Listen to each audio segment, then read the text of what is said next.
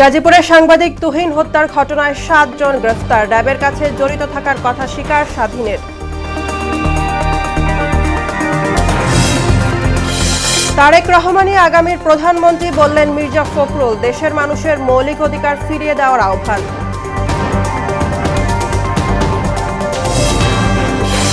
আগামী নির্বাচনকে ঘিরে ঢেলে সাজানো হচ্ছে কর্মকর্তাদের তালিকা। রংপুরে সিইসি, আইন শৃঙ্খলা পরিস্থিতি দ্রুত উন্নতির আশা। এবং ছাত্র রাজনীতি নিষিদ্ধই থাকবে, উপাচার্যের আশ্বাসে শান্ত ঢাকা বিশ্ববিদ্যালয় ক্যাম্পাস। শিক্ষার্থীদের ৬ দফা দাবি।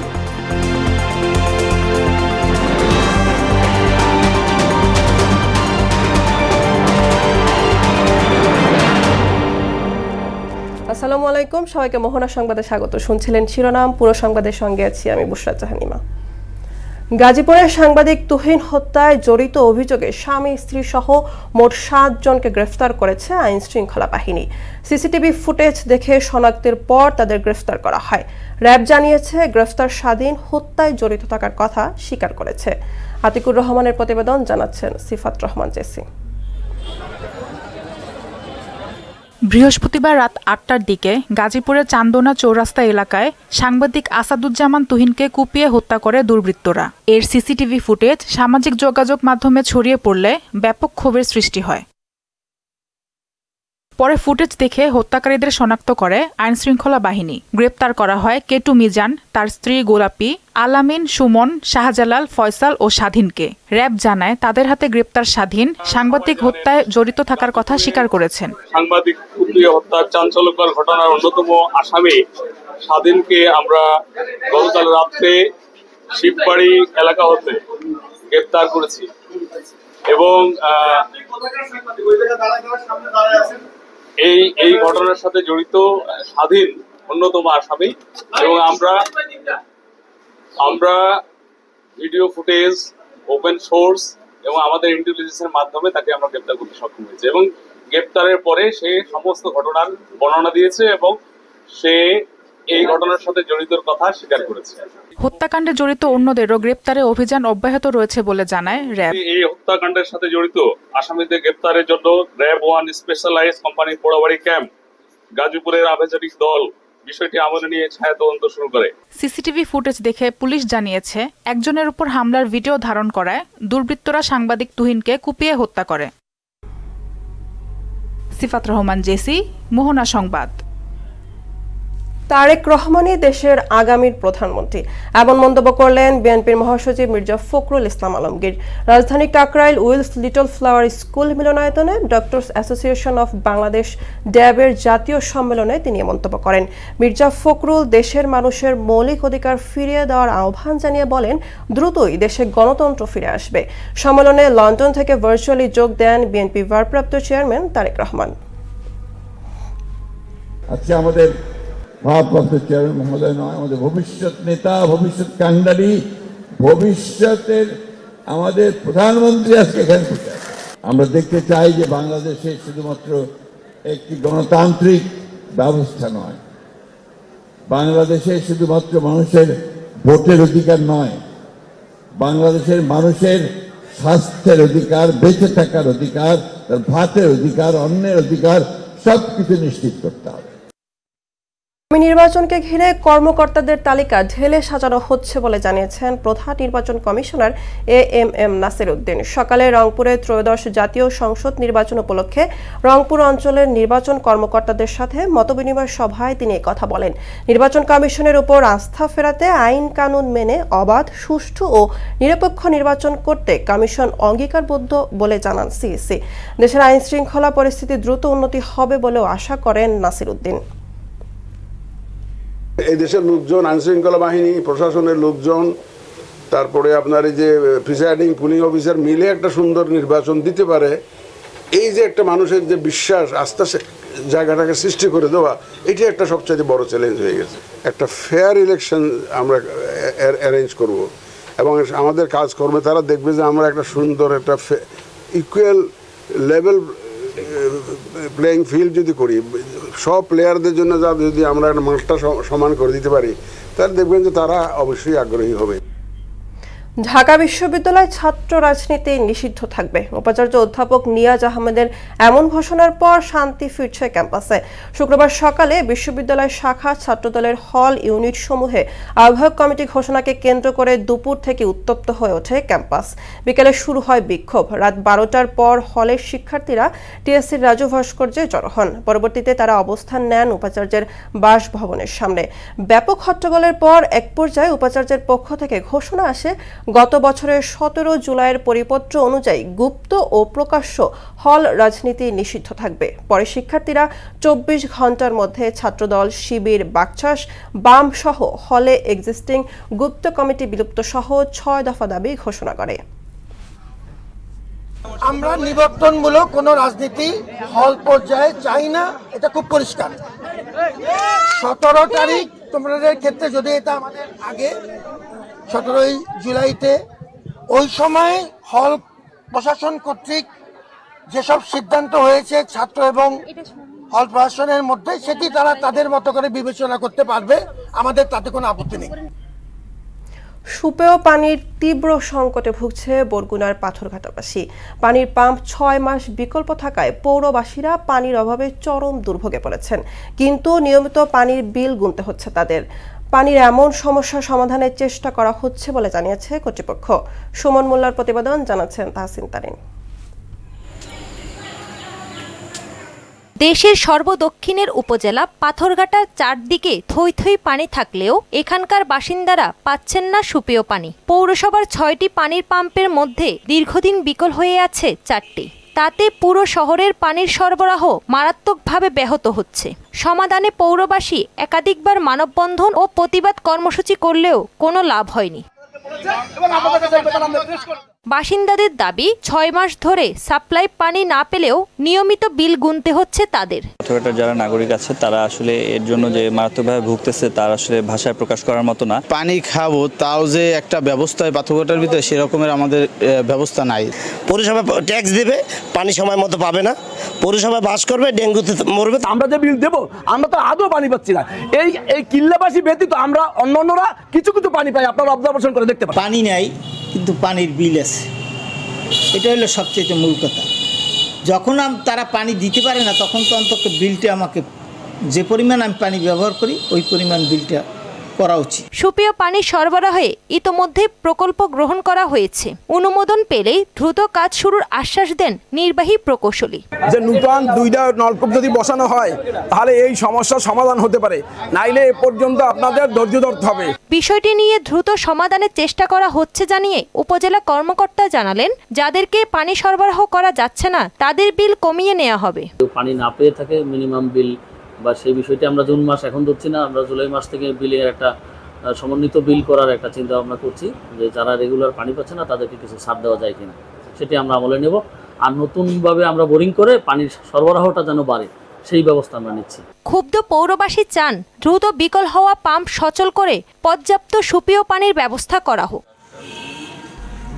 তাহসিন তারিন, মোহনা সংবাদ।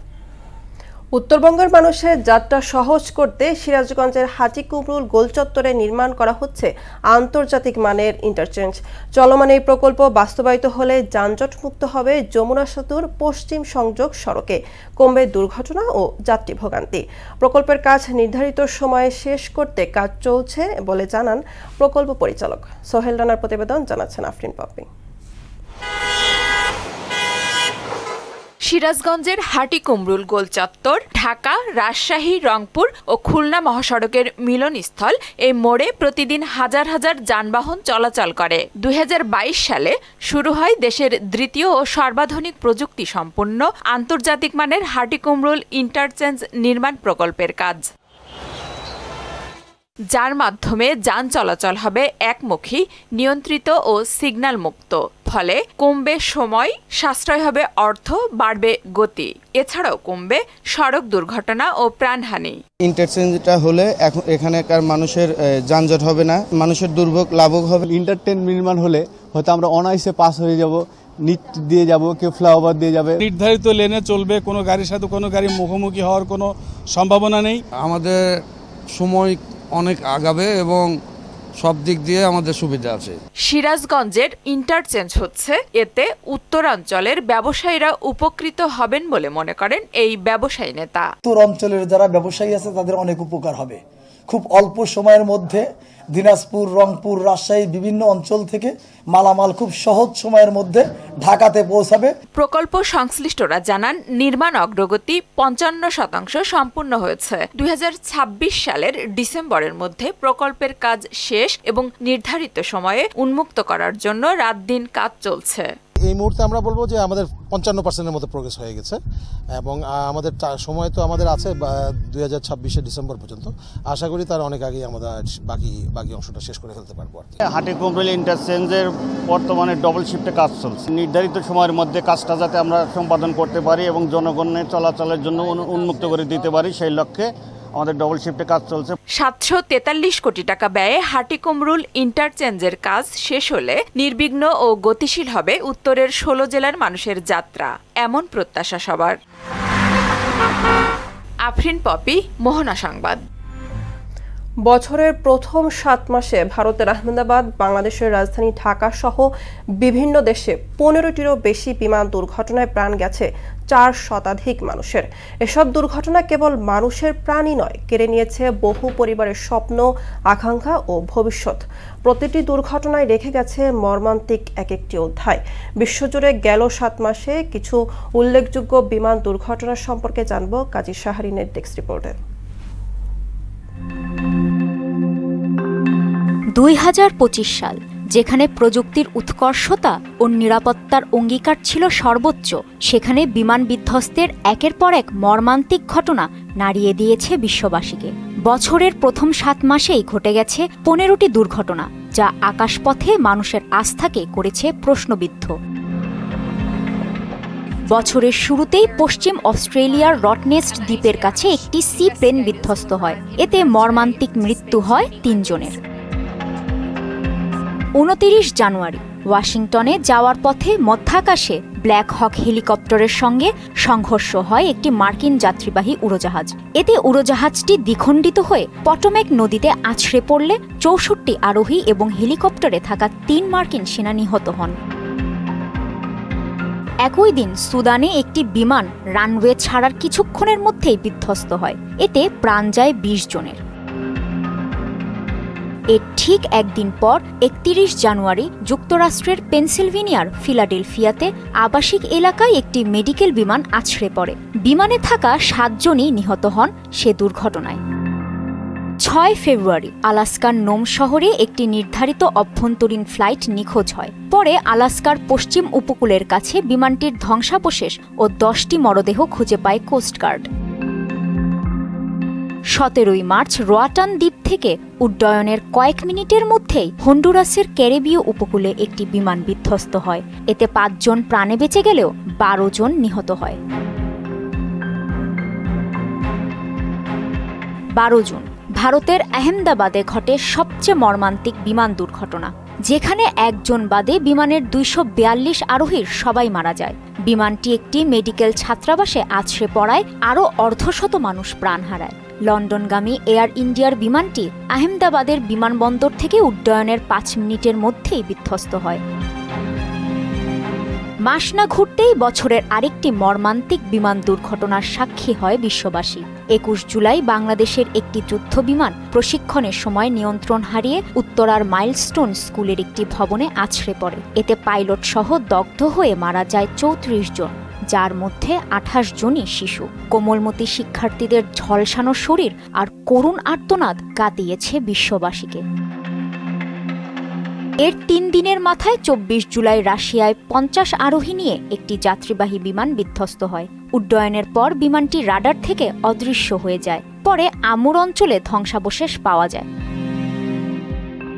এর বাইরেও গত 7 মাসে বিশ্বজুড়ে আরও কিছু ছোটখাটো বিমান দুর্ঘটনা ঘটেছে। এতে হতাহতের সংখ্যা যাই হোক না কেন, প্রযুক্তির উৎকর্ষতার সময়ও আকাশপথের যাত্রা যে ক্রমশ অনিরাপদ হয়ে উঠছে, সেটি চিন্তার বিষয় হয়ে দাঁড়িয়েছে। কাজী শাহরিন, মোহনা সংবাদ। গাইবান্ধার ৭ উপজেলায় এবার কচুরমুখীর বাম্পার ফলন হয়েছে। সেই সাথে বাজারে দাম ভালো পাওয়ায় খুশি চাষিরা। এখন ক্ষেত থেকে কচুরমুখী উঠিয়ে পরিষ্কারের কাজে ব্যস্ত সময় পার করছেন শ্রমিক ও কৃষকরা। আর কৃষকদের নিয়মিত পরামর্শ দিচ্ছে কৃষি বিভাগ। মুস্তাফিজুর রহমানের প্রতিবেদন, জানাচ্ছেন সিফাত রহমান জেসি। এইবার গাইবান্ধায় কচুরমুখীর বাম্পার ফলন হয়েছে। কম খরচে চাষ করা যায় বলে জেলায় দিন দিন বাড়ছে কচুরমুখীর আবাদ। জেলার ৭ উপজেলায় মুখী কচু ও পুরি কচু তুলে পরিষ্কারের কাজে এখন ব্যস্ত সময় পার করছেন কৃষকদের সাথে সাথে নারী ও পুরুষ শ্রমিকরাও। বীজ বপন করা থেকে ৪ মাসের মধ্যেই কচুরমুখীর ফলন আসতে থাকে। তারপর চলে বাছাইয়ের কাজ। পাইকাররা এসে প্রতি কেজি কচুরমুখী ৪০ টাকা দরে কিনে নিয়ে যান। কচু কেনাকাটা হয় যে ৩ মাস চলে আর কি। এখানে বাইরে থেকে কচু কেনা হয়, কিনে এখানে নিয়ে এসে যাচাই বাছাই করে। কচুর ফলন মোটামুটি ভালো, কিন্তু কেউ বলে পুরি কচু, কেউ বলে মুখী কচু। ধানের চেয়ে ডাবল লাভ হয়। এই জমিতে ১০ মণ ধান পাবো, সে জমিতে আমি টাকা পাবো ৪০ থেকে ৪৫,০০০। আমাদের এখানে মুখী কচুর ফলন তো বেশি বা চাহিদা বেশি। ১ বিঘা জমিতে কচুরমুখী চাষে কৃষকদের প্রায় ২ লাখ টাকা লাভ হচ্ছে জানিয়ে এই কর্মকর্তা বললেন, কৃষকদের সব ধরনের পরামর্শ দিচ্ছে কৃষি বিভাগ। ১ বিঘা মুখী কচু প্রায় ২ থেকে ২.৫ লক্ষ টাকা বিক্রি হচ্ছে, অর্থাৎ ১ বিঘা থেকেই তাদের প্রায় ১.৫ থেকে ২ লক্ষ টাকা লাভ হচ্ছে। এতে করে কৃষকরা অত্যন্ত আনন্দিত এবং কৃষকরা খুবই লাভজনক অবস্থায় রয়েছে। আশা করি আগামীতেও এই গাইবান্ধা জেলাতে মুখী কচুর আবাদ বৃদ্ধি পাবে। সেক্ষেত্রে কৃষি বিভাগ কৃষকদেরকে নিয়মিত পরামর্শ প্রদান করে যাচ্ছে। গাইবান্ধায় এবছর ৩৮১ হেক্টর জমিতে কয়েক জাতের মুখী কচুর চাষ হয়েছে। সিফাত রহমান জেসি, মোহনা সংবাদ। এবার আন্তর্জাতিক প্রসঙ্গ। ইসরায়েলি হামলায় গত ২৪ ঘন্টায় গাজায় প্রাণ গেছে অন্তত ৭২ জনের। এদিকে যুক্তরাষ্ট্রের মধ্যস্থতায় আর্মেনিয়া ও আজারবাইজানের মধ্যে কয়েক দশক ধরে চলা সংঘাত অবসানে একটি শান্তি চুক্তি হয়েছে। অন্যদিকে ইউক্রেন রাশিয়া যুদ্ধবন্ধে রুশ প্রেসিডেন্ট ভ্লাদিমির পুতিনের সঙ্গে বৈঠকে বসার ঘোষণা দিয়েছেন মার্কিন প্রেসিডেন্ট ডোনাল্ড ট্রাম্প। কাজী শাহরিনের ডেস্ক রিপোর্ট। আরও একটি রক্তাক্ত দিন পার করল ফিলিস্তিনের গাজাবাসী। ইসরায়েলি বর্বর হামলায় শুক্রবার নিহত হয়েছে অন্তত ৭২ জন, আহত হয়েছে ৩ শতাধিক। এক বিবৃতিতে এ তথ্য জানিয়েছে গাজার স্বাস্থ্য মন্ত্রণালয়। ২২ মাসের ইসরায়েলি লাগাতার হামলায় প্রাণহানি ছাড়িয়েছে ৬১,৩০০। উপত্যকাটিতে দিন দিন বেড়েই চলেছে অনাহারে মৃত্যু। স্বাস্থ্য মন্ত্রণালয় বলছে, ইসরায়েলি অভিযানের শুরু থেকে এ পর্যন্ত গাজায় অপুষ্টিতে ভুগে মৃত্যু হয়েছে ২০১ জনের, এদের মধ্যে ৯৮ জনই শিশু। চলমান পরিস্থিতিতে ইসরায়েলের সব ধরনের সামরিক সরঞ্জাম রপ্তানি স্থগিত করেছে জার্মানি। ইসরায়েলের আন্তর্জাতিক বিমানবন্দর সহ ৩টি গুরুত্বপূর্ণ স্থাপনায় ড্রোন হামলার দাবি করেছে হুতি যোদ্ধারা। ড্রোনগুলো সফলভাবে আঘাত হানারও দাবি করা হয়েছে।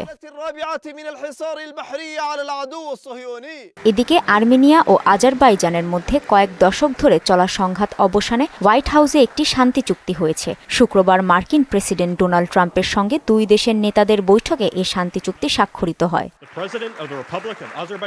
বার্তা সংস্থা রয়টার্স বলছে, এর মাধ্যমে দু দেশের দ্বিপাক্ষিক অর্থনৈতিক সম্পর্ক আরও জোরদার হবে। এটি ট্রাম্প প্রশাসনের একটি উল্লেখযোগ্য সাফল্য, যা নিশ্চিতভাবে মস্কোকে হতবাক করবে। অন্যদিকে ইউক্রেন রাশিয়া যুদ্ধবন্ধে রুশ প্রেসিডেন্ট ভ্লাদিমির পুতিনের সঙ্গে বৈঠকে বসছেন মার্কিন প্রেসিডেন্ট ডোনাল্ড ট্রাম্প। আগামী ১৫ আগস্ট যুক্তরাষ্ট্রের আলাস্কা অঙ্গরাজ্যে বৈঠকটি অনুষ্ঠিত হবে। শুক্রবার নিজের সামাজিক যোগাযোগ মাধ্যম ট্রুথ সোশ্যালে পোস্ট করা এক বার্তায় এ তথ্য জানিয়েছেন Trump. President Putin, I believe, wants to see peace, and Zelensky wants to see peace. Now, President Zelensky has to get all of his কাজী শাহরিন, মোহনা সংবাদ। everything he needs. চীনের দক্ষিণাঞ্চলীয় দুই প্রদেশ গানসু ও গুয়াংডংয়ে ভারী বর্ষণ, বন্যা ও ভূমিধসে নিহত হয়েছে অন্তত ১৭ জন, নিখোঁজ রয়েছেন ৩৩ জন। সিনহুয়ার তথ্য মতে বৃহস্পতিবার রাত থেকে শুক্রবার সকাল পর্যন্ত গানসু এবং গুয়াংডংয়ে ১৯৫ মিলিমিটার বৃষ্টিপাত রেকর্ড করা হয়েছে। বর্ষণ ও ঝোড়ো আবহাওয়ার কারণে গানসুর উত্তর পূর্বাঞ্চলের বেশিরভাগ অঞ্চল বিদ্যুৎ বিচ্ছিন্ন অবস্থায় আছে। পাশাপাশি ভূমিধস এবং বন্যার কারণে বন্ধ আছে বেশিরভাগ সড়ক। গত সপ্তাহে রাজধানী বেইজিংয়ে প্রবল বর্ষণ ও তার জেরে সৃষ্ট হরপাবানে অন্তত ৩০ জনের প্রাণহানি হয়েছে। খেলার খবর ক্রিকেট। বিকেলে বসছে বিসিবির বোর্ড সভা। মিরপুরে বিসিবির কার্যালয়ে বিকেল ৩টায় শুরু হবে এই সভা। দেশে না থাকায় সভায় সশরীরে উপস্থিত হতে পারছেন না বিসিবির সভাপতি আমিনুল ইসলাম বুলবুল, তবে ভার্চুয়ালি অস্ট্রেলিয়ার মেলবোর্ন থেকে যুক্ত হবেন তিনি। বোর্ডের আরেক পরিচালক ফাহিম সিনহাও ভার্চুয়ালি যোগ দেবেন সভায়। এবারে বোর্ড সভায় অগ্রাধিকার পাবে দুদকের রিপোর্ট, যা নিয়ে আনুষ্ঠানিক বিবৃতি দিতে পারে বিসিবি। এছাড়াও বিপিএল-এর কনসোর্টিয়াম, নেদারল্যান্ডসের বিপক্ষে বাংলাদেশ দলের হোম সিরিজ, এনসিএল সহ ঘরোয়া ক্রিকেটের বিষয় নিয়েও আলোচনা হবে। শেষ করব মোহনা সংবাদ, যাবার আগে শিরোনামগুলো আরও একবার।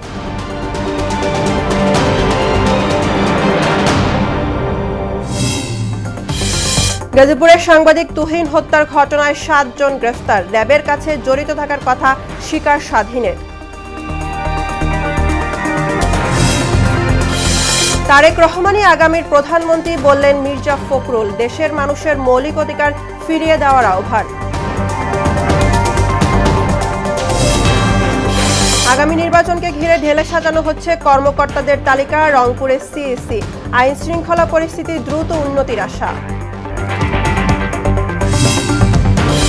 এবং ছাত্র রাজনীতি নিষিদ্ধই থাকবে, উপাচার্যের আশ্বাসে শান্ত ঢাকা বিশ্ববিদ্যালয় ক্যাম্পাস। শিক্ষার্থীদের ৬ দফা দাবি। এই ছিল মোহনা সংবাদের। পরবর্তী সংবাদ বিকেল ৫:৩০। এর আগে বিকেল ৩টায় দেখবেন সংবাদ এক নজরে। মোহনার সবশেষ খবর জানতে ভিজিট করুন www.mohana.tv। সংবাদ দেখতে পারেন ফেসবুক, ইউটিউবেও। এতক্ষণ সঙ্গে থাকার জন্য ধন্যবাদ সবাইকে।